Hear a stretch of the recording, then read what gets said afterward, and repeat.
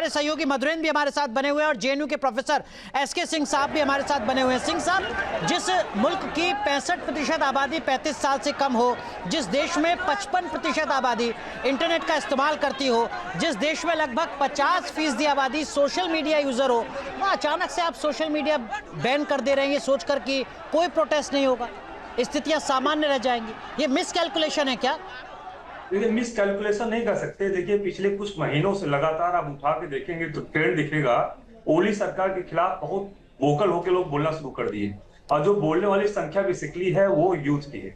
आप देखिए, वहां जो इंटरनेट यूज करते हैं लगभग 50% जनसंख्या, उसमें से सबसे ज्यादा 80-90% यंग है, यूथ जो यूज करते हैं और वो डायरेक्टली कनेक्टेड है तमाम सोशल मीडिया प्लेटफॉर्म से, चाहे फेसबुक हो, इंस्टाग्राम हो, एक्स हो, यूट्यूब हो, तमाम चैनल से वो अपने आप को कनेक्ट रखते हैं। तो उसके कारण से ओली कहीं की परेशान है और ओली के कार्यकाल में पिछले कुछ महीनों में बहुत कुछ घटनाएं ऐसी घट रही है जो ओली पसंद नहीं आ रहा, जिसपे करप्शन का मुद्दा है, बहुत सारे मुद्दों को उनके ऊपर उंगली उठाई जा रही है। इसी तरह से इनइक्वालिटी बढ़ती जा रही है। वहां आप देखेंगे जो बड़ी फैमिलीज हैं और उनके जो बच्चे हैं, नेपो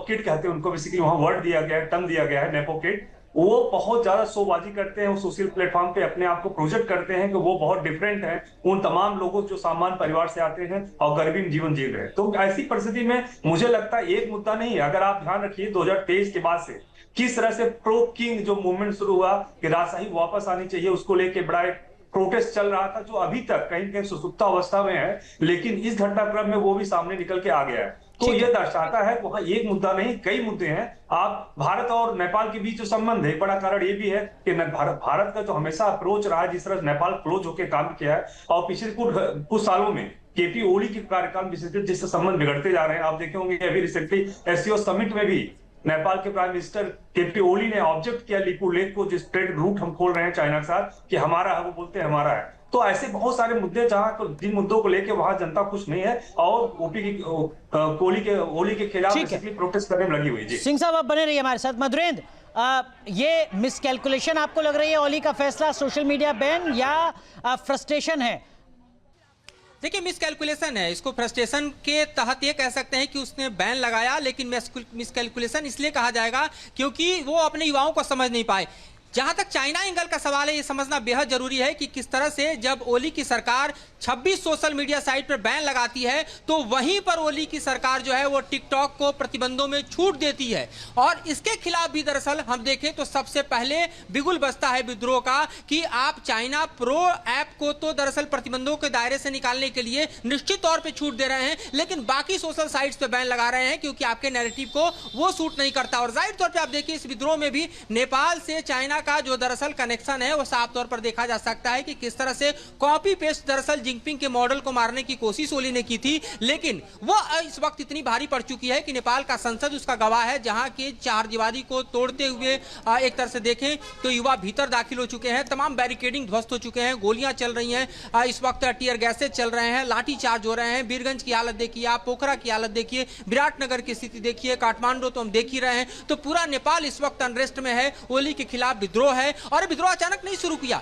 यह विद्रोह दरअसल आप समझिए कि किस तरह से दरअसल हिंदू राष्ट्र को लेकर जो समर्थन का विद्रोह है उससे कहीं इतर है। यह तो जेनजी प्रोटेस्ट के नाम से जाना जा रहा है, जो कि करप्शन के खिलाफ शुरू हुआ था और सोशल मीडिया नैरेटिव को कर्व करने के लिए जो उठाए गए कदम है ओली सरकार के, उसके खिलाफ इस वक्त इस तरह से व्यापक रूप में नेपाल में दिखाई दे रहे हैं। यह भी समझना बेहद जरूरी है कि किस तरह से ओली ने दरअसल इन स्थितियों को भांपते हुए भारत के साथ राष्ट्रवाद का दरअसल खेल खेलना चाहा था। लिपुलेख के मुद्दे को उठाकर वो कोशिश कर रहे थे कि वहां के युवा जो हैं वो भारत विरोधी सेंटीमेंट में फिर से एक बार उलझ जाएं और करप्शन को भूल जाएं। बीजिंग दौरे पर भी हमने देखा कि किस तरह से नेपाल के जो फॉरेन सेक्रेटरी हैं उन्होंने लिपुलेख का मुद्दा उठाया, जबकि एससीओ के साइडलाइन में इसकी कोई बड़ी जरूरत नहीं थी। तो जाहिर तौर पे करप्शन का मुद्दा जब प्रबल हुआ, नैरेटिव ओली सरकार के खिलाफ हुआ, तो इस तरह से लिपुलेख का मुद्दा उठा के भारत विरोधी सेंटीमेंट को उभारने की फिर कोशिश की गई, उसमें ओली नाकाम रहे और उसके बाद उन्होंने सोशल मीडिया बैन लगाया। वहां पर उनकी नाकामी का परिणाम है कि इस वक्त इतना बड़ा विद्रोह चल रहा है। और उस बैन की आड़ में आप देखिए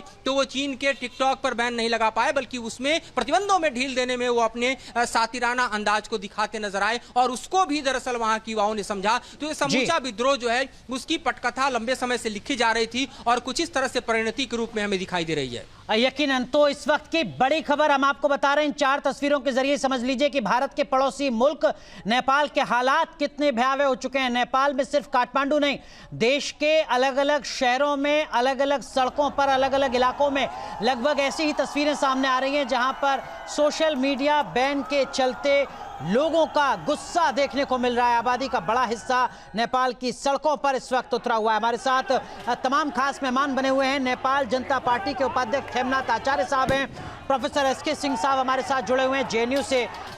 सिंह साहब, ये जो चीन का जो एंगल है, इसको आप किस तरीके से एनालाइज करेंगे?